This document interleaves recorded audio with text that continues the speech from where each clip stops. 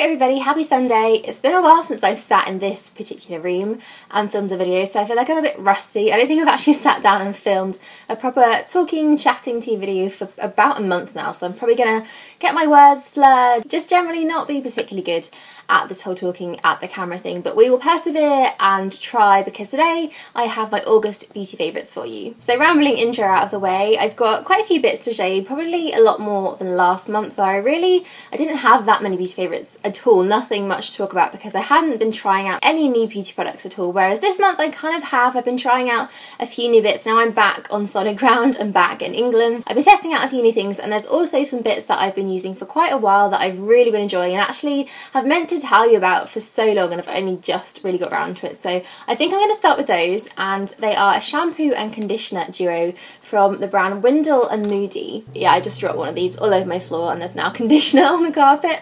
Never mind. So I hadn't really heard of Windle and Moodie until I started trying out a few bits, and the shampoo and conditioner really just stood out to me. They just have changed my hair almost. I'm willing to say these are a bit of a holy grail item. When it comes to testing out shampoo and conditioner, I think it's a bit of a hard one to really notice a difference straight away. So I've been using these for a good couple of months solid, and I actually have switched between different ones. I've gone back to some Bumble and Bumble ones I was using, and I've also tried a few different ones in between, but I've always come back to these because they just make my hair feel so good. They make my hair feel voluminous. They just leave it really kind of weightless and bouncy, but they're also from the Fortifying range, so they give it a nice amount of strength and protection. I can feel like my hair is just healthier having used these, so I love these. The one small thing about them, it's not really even small, it's quite a big issue, is that they smell really bad. Like seriously, not particularly nice. They're made with rooibos tea and they smell like it. They just smell like a pot of green tea, which isn't the nicest scent at points. It's actually kind of made me gag slightly when I was using them because it's just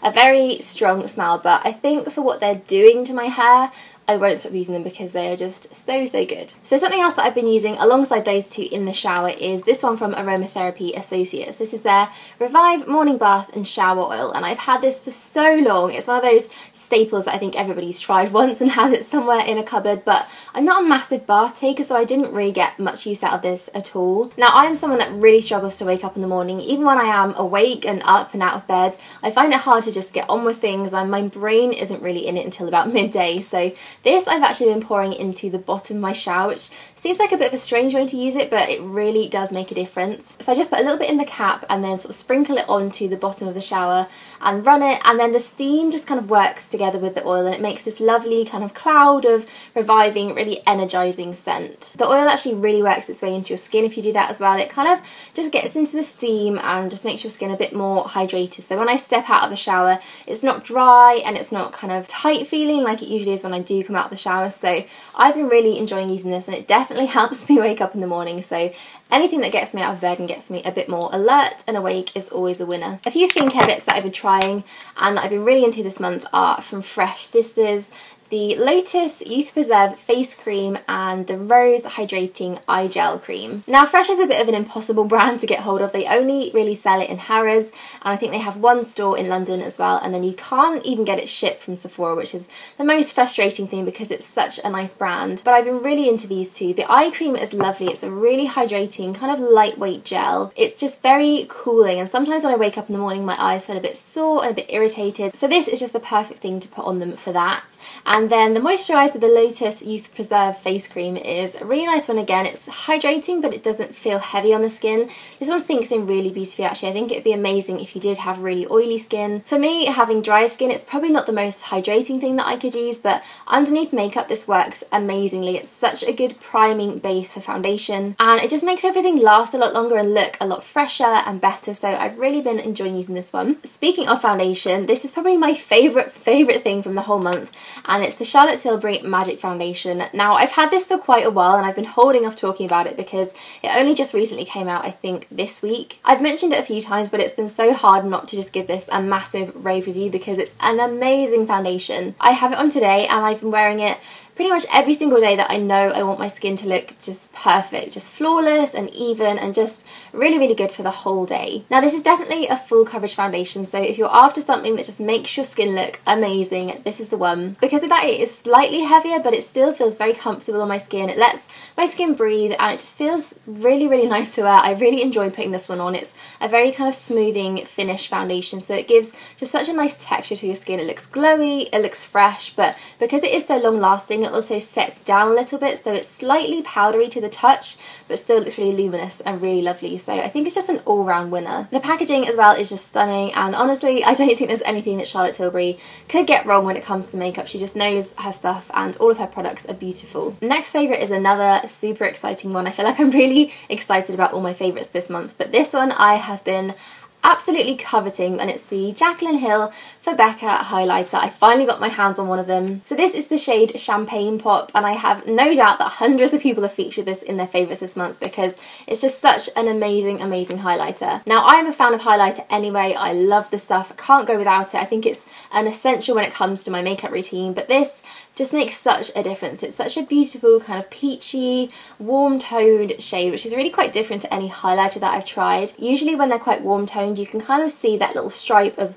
orangey sort of pigment on the skin, but this doesn't do that at all. It blends in so nicely. The formula as well is such a nice one. It's so finely milled. I think Becca just do highlighting products brilliantly anyway, so this little collaboration is just perfect for me. I love it. So speaking of things that I picked up while I was in the US, I've also been so into the Sephora cream lip stains. I picked up a few more colours while I was there. One of them is not here, it's gone for a bit of a walk, so hopefully that one turns up because it's a really lovely shade. But the two that I have here are Always Red, which I've been wearing for quite a while now. Really love this red.